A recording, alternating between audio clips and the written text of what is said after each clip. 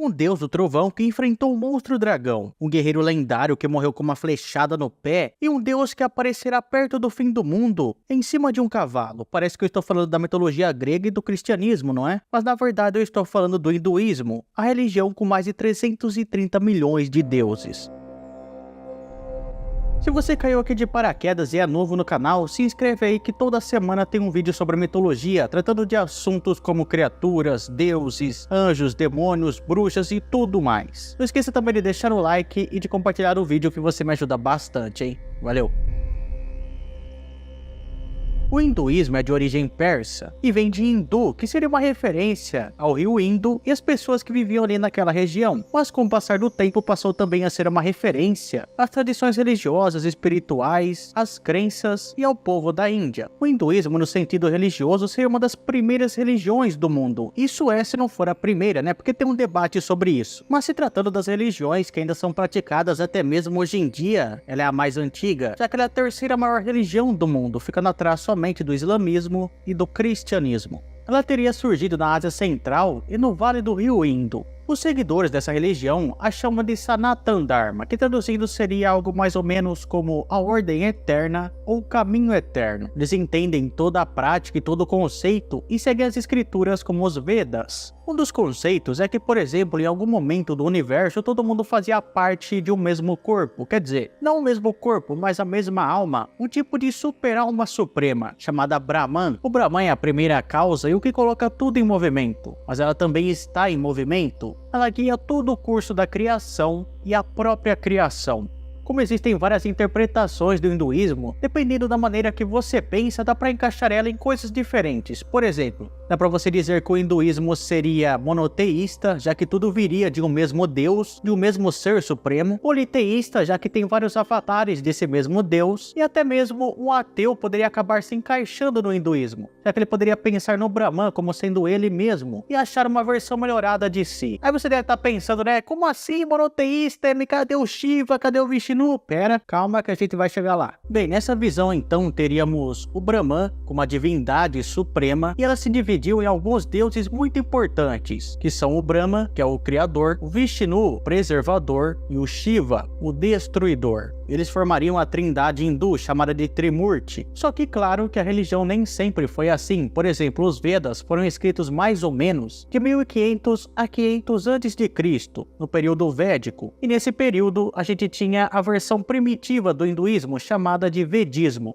Do Vedismo ela passou para o Brahmanismo, que é o que eu estou contando aqui para vocês, né? A religião focada no Brahman, e depois ainda viria o hinduísmo híbrido, que acabaria juntando alguns conceitos das novas religiões. Não existiu aquela pessoa que falou o que eles podem ou não podem fazer. Os conceitos dos Vedas foram passados para os escribas, de acordo com a lenda, pelo próprio Brahma. Então eles simplesmente registraram o que sempre existiu. Esse conhecimento eterno é conhecido como Shruti, que seria o que é ouvido, e está registrado nos Vedas em suas várias seções mais conhecidas, como os Samhitas, Aranyakas, Brahmanas e os Upanishads, cada um deles abordando a fé de uma maneira diferente. Todas essas obras são completadas por um outro tipo de escrita que é conhecido como Samriti, que significa o que é lembrado, e fala sobre histórias mostrando como os humanos teriam que se comportar perante a fé. Essas histórias incluem os Puranas, que são os épicos hindus. Os mais conhecidos seriam o Mahabharata e o Ramayana, mas tem também os Yoga Sutras e o Bhagavad Gita. Mas é importante saber que nenhuma dessas escrituras que eu falei aqui pode ser considerada uma Bíblia hindu. Isso porque nenhuma delas é descrita como sendo a palavra de Deus. Na verdade, elas seriam meio que a revelação da verdade, aquilo que mostra que o universo seria racional e controlado pela mente suprema ou pela alma suprema, super-alma, que a essência de todos os seres vivos fazem parte. O propósito na vida então seria você reconhecer a unidade essencial do universo. E para você fazer isso, você teria que alcançar o seu eu superior, o seu eu mais elevado, que é chamado de Atman. E tem um certo guia a ser seguido para você conseguir isso. Tem o Dharma, que é viver da maneira correta, e tem o Karma, que é agir da maneira correta. Fazendo isso, você escaparia do ciclo de reencarnação eterna, o chamado Samsara. E você acabaria finalmente se unindo com a entidade suprema. Falando isso, você deve ter percebido uma certa semelhança do hinduísmo com o budismo. Muita gente acaba confundindo os dois, tá? Mas são bem diferentes. No budismo tem um fundador que é bem estabelecido, que é o Siddhartha Gautama, o primeiro Buda. E não tem deuses no budismo, tá? Tem os seres que acabam sendo elevados e tudo mais, mas não são deuses. O hinduísmo, por sua vez, tem vários. Entretanto, o Buda está no hinduísmo, mas de uma outra maneira, que mais pra frente eu vou explicar aqui. O que levaria uma pessoa a se perder nesse caminho seria a crença de que não existe uma unidade, mas sim uma dualidade. Ou seja, que os seres ao redor dela, as outras pessoas e até o próprio Criador, são uma outra coisa e não o mesmo ser. Esse pensamento, que é chamado de Maya, é causado normalmente pelo mundo físico por uma outra pessoa física. Mas quando o indivíduo percebe o quanto igual ele é aos outros seres e ao próprio Criador, ele consegue alcançar o seu estado de autorrealização e ser iluminado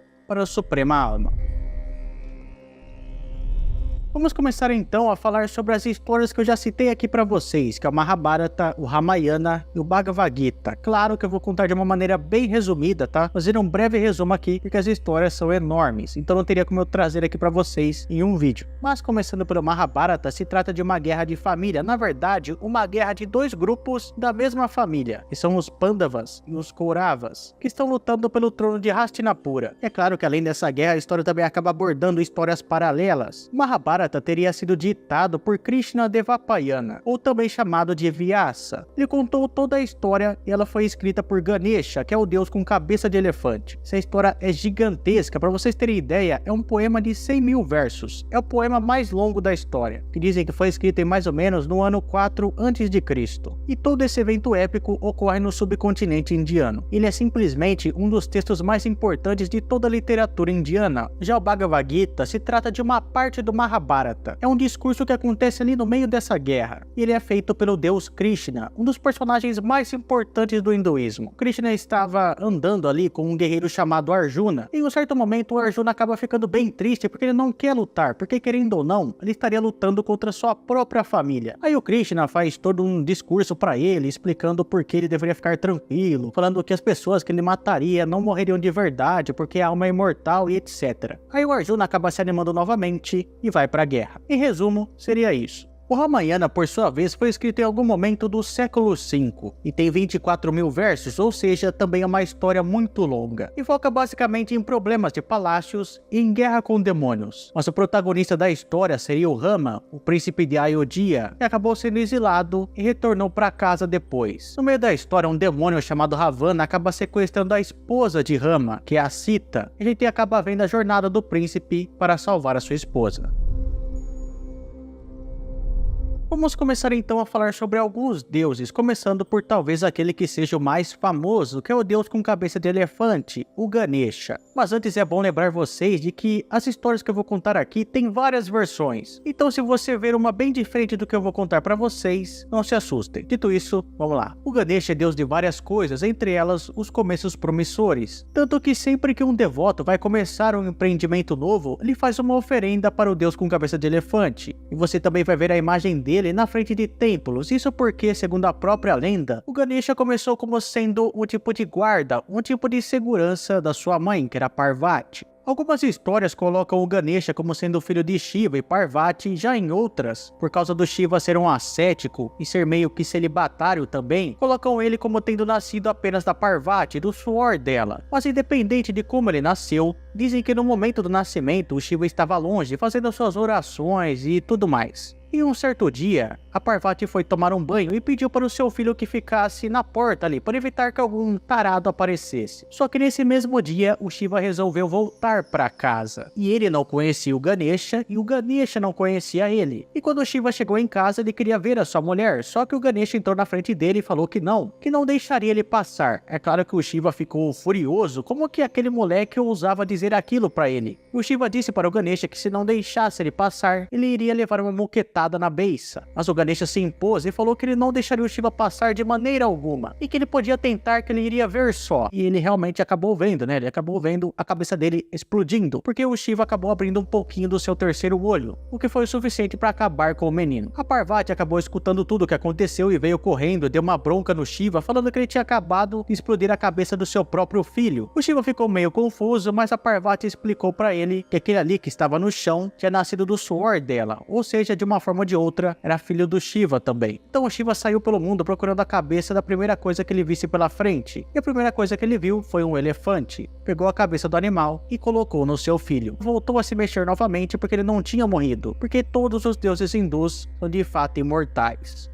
Em uma outra história aconteceu uma corrida entre os deuses, então todos foram pegar as suas respectivas montarias. No caso, o Brahma tinha o seu cisne, ou pavão chamado Hansa, o Shiva tinha o seu boi, que era o Nandi, o Indra tinha o seu elefante branco, o Airavata, o Vishnu tinha o Garuda, que era sua ave, e enfim, chegou o Ganesha, que estava montado em cima do seu ratinho. E é claro que todos vendo aquele moleque, que era meio gordinho em cima de um rato, começaram a dar risada, falaram que ele iria perder. Mas quando começou a corrida, o Ganesha deu uma volta em seus pais, que eram a Parvati e o Shiva, e parou. O primeiro a terminar a volta ao mundo foi o Kartikeya, que era irmão de Ganesha, mas assim que ele foi receber os seus prêmios e as suas comemorações, o Ganesha levantou a sua tromba e falou que na verdade quem tinha vencido era ele, porque como ele tinha dado uma volta em seus pais, que eram considerados a encarnação do universo, ele tinha vencido. E todos concordaram e o Ganesha foi o vencedor, e é por isso que ele também é o deus da sabedoria. O Indra é o deus do trovão. Ele tem algumas características, pelo menos no que se trata da história dele, que são muito parecidas com outros deuses do trovão por aí. Por exemplo, ele também é filho de uma deusa da terra, que é a Prithvi, com o deus do céu, que é o Dyaus. Ele também acaba enfrentando uma serpente ou um dragão na sua história. E nos tempos védicos ele era considerado o deus supremo, mas com a chegada do brahmanismo ele acabou perdendo espaço para Vishnu, Brahma e Shiva.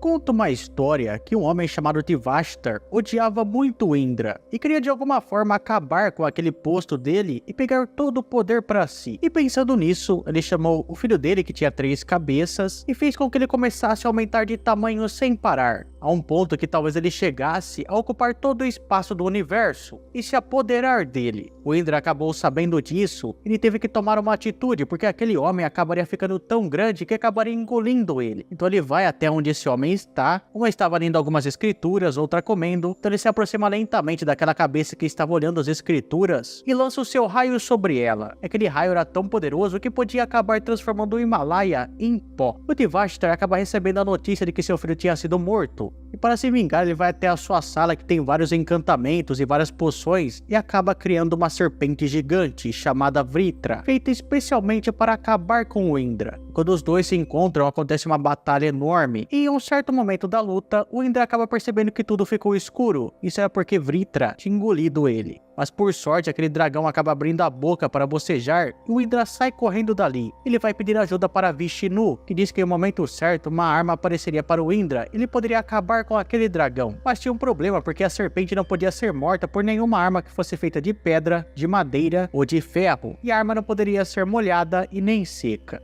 Mas enquanto o Indra estava passeando pelas margens da praia, ele acaba recebendo uma espada que era feita de espuma, que era tão dura quanto qualquer arma e não era nem seca e nem molhada. Ele acaba se encontrando com Vritra e dessa vez ele acaba vencendo o dragão, cortando fora a sua cabeça. Essa é uma versão da história, mas tem uma outra, que provavelmente é védica, que diz que o Indra acaba nascendo especialmente para matar o Vritra, que tinha tomado toda a água do mundo. O Indra toma uma grande quantidade de soma e vai em direção ao dragão. Ele está imparável e ele despedaça o Vritra, toda a água volta a cair sobre o mundo. Aí um outro detalhe sobre o Indra diz que por causa de uma maldição ele tem 1000 vaginas pelo corpo, ou 1000 testículos. O rio Ganges, que é o rio hindu mais importante, também tem uma lenda sobre ele. Segundo contam, uma mulher chamada Sumati, que era a esposa de um rei muito importante, ou uma das esposas, acabou dando à luz para uma abóbora, e essa abóbora por sua vez deu à luz para 60.000 filhos. Enquanto isso, uma outra esposa do rei deu à luz para Azamanja, que por ser muito maligno, acabou sendo expulso do palácio. Em um certo dia, o rei resolveu fazer um sacrifício grandioso de um cavalo branco, mas esse cavalo acabou sendo sequestrado por um Rakshasa, que é um demônio hindu, que levou o cavalo para debaixo da terra. O rei chamou seus 60.000 filhos e mandou eles irem buscar o cavalo. Eles começaram a cavar a terra, cavar,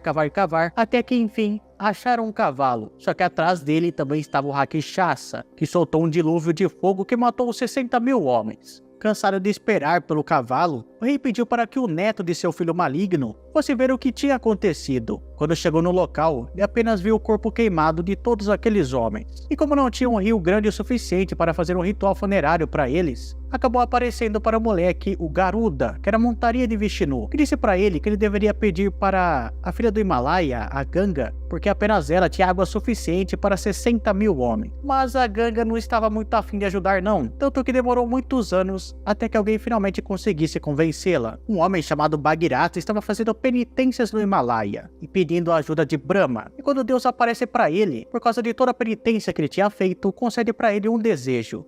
Ele pede para que Brahma convença Ganga a dar as suas águas, mas o Deus Criador falou para ele que se fosse esse o pedido, era melhor ele pedir isso para o Shiva, que era o único Deus que poderia convencê-la. Bhagirata então muda suas preces para o Deus da Destruição, que vai até Ganga e consegue convencê-la. A filha do Himalaia diz que não seria uma boa ideia, porque as suas águas caindo daquela altura poderiam acabar com o mundo. Mas o Shiva falou para ela ficar tranquila, porque ele receberia elas com os seus cabelos. E enfim, o rio Ganges surge e os 60 mil homens conseguem ter os seus devidos rituais. Agora vamos para Trimurti, que são os três deuses que mantêm o ciclo do universo, o Brahma, o Vishnu e o Shiva. O ciclo no caso seria um destruir, um criar e o outro manter o equilíbrio dele. Os três, religiosamente falando, têm o mesmo poder, não tendo o mais forte e nem o mais fraco. Entretanto, dependendo da história, pode acabar dando a entender que um é mais fraco que o outro. Por exemplo, tem histórias em que o Shiva é dito ser o único capaz de derrotar o inimigo. Em outras seria o Vishnu e em outras o Brahma. E tem outras vertentes da religião, como por exemplo o Shivaísmo, que coloca o Shiva como sendo o principal, mas via de regra, os três têm o mesmo poder. Vishnu, o preservador, tem o dever de proteger os seres humanos e restaurar a ordem do mundo caso aconteça alguma coisa. Dizem que cada aspecto do mundo tem a presença de Vishnu, e reconhecem ele como sendo o ser divino de onde todos os seres surgiram. Aparece em vários textos e às vezes até, provavelmente em textos mais antigos, sendo uma divindade menor. Nas aparições dele, ele sempre está em um oceano primordial flutuando e em cima de uma serpente de 1000 cabeças chamada Shesha, que o protege enquanto está dormindo. O Vishnu também tem 4 braços, em cada um está segurando um objeto divino, um disco de energia, uma concha, um lótus e um cajado. Como eu já disse anteriormente, ele tem uma montaria que é uma ave chamada Garuda. O Vishnu já apareceu na Terra algumas vezes, só que ele estava na forma de seus avatares, que seriam encarnações dele. Eles sempre aparecem quando a Terra está em um momento crítico, quando uma catástrofe está prestes a acontecer.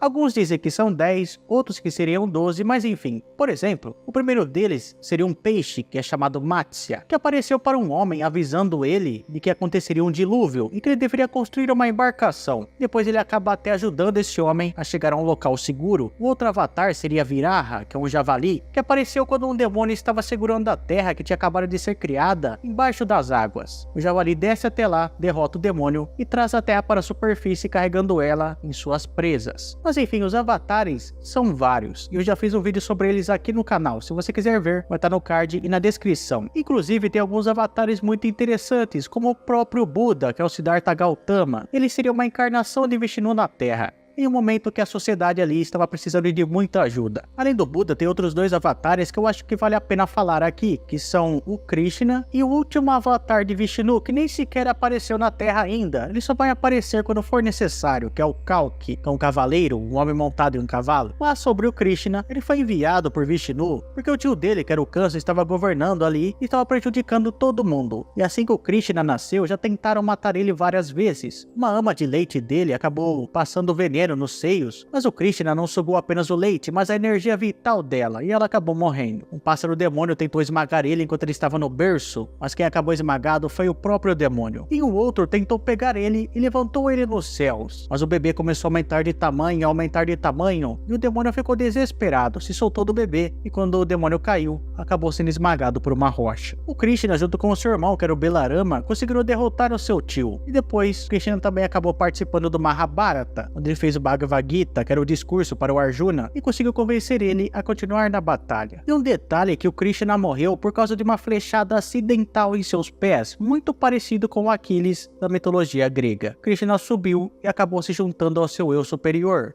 que era o Vishnu. O Brahma é o deus da criação, não se tem certeza de como ele surgiu, se foi de uma semente ou de uma flor de lótus do umbigo de Vishnu, mas após ele surgir, ele criou todo o universo e tudo que nele existe. O Brahma normalmente aparece tendo 4 cabeças que simbolizam os textos sagrados dos Vedas, os 4 Vugas, que são épocas do tempo, e os 4 Varnas, que são as classes sociais hindus. O Brahma aparece usando vestes brancas, segurando um cetro, um arco, uma tigela de esmolas e várias outras coisas. A montaria dele é o cisne ou pavão chamado Hansa. A mulher de Brahma é a Sarasvati, e no caso, como eu tinha esquecido de falar, a mulher do Vishnu é a Lakshmi. Mas voltando para o Brahma, ele teria criado a Sarasvati de uma parte de seu próprio corpo. Ele ficou tão apaixonado por ela que não tirava os olhos dela, e ela ficou muito envergonhada e começou a fugir e se esconder. E para acompanhá-la, o Brahma criou mais 3 cabeças, e com o tempo e conversando, a Sarasvati perdeu a vergonha e finalmente se uniu com o Brahma. Dizem ainda que na verdade o Brahma tinha 5 cabeças, mas uma delas acabou sendo destruída pelo Shiva após o Brahma desrespeitá-lo. E já que eu falei dele, vamos ao Shiva, que é o deus da destruição. Ele já tem um vídeo inteiro aqui no canal, então de certa forma eu vou resumir aqui. O Shiva é o destruidor, mas nem por isso ele simboliza algo ruim. Para os hindus, a destruição é apenas uma parte do ciclo da renovação. Sendo assim, ele representa a bondade, o ascetismo, mas também é o líder dos maus espíritos e dos fantasmas. Ele é representado de várias maneiras diferentes. Normalmente ele tem vários braços e 3 olhos, sendo o seu terceiro olho capaz de destruir tudo à sua frente, até mesmo o universo ou os deuses. Ele usa o cocar e um colar feito de serpentes. Ele tem a cor azul devido a um veneno que ele tomou para salvar a humanidade. Normalmente ele também aparece dançando, fazendo o Tandava, que seria a dança da destruição, da criação e da preservação. O Shiva tem um tridente que é chamado Trishula, que corta qualquer coisa física ou espiritualmente.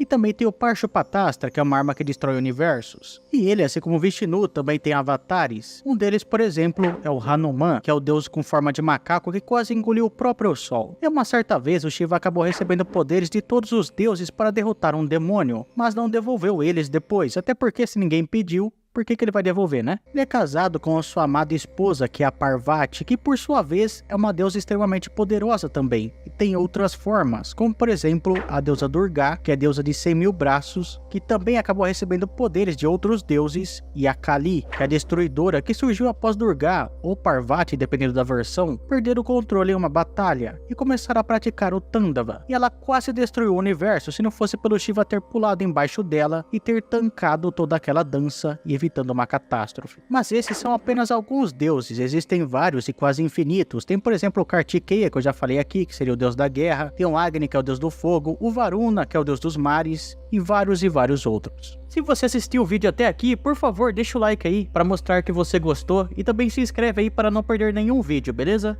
Valeu, falou, tchau!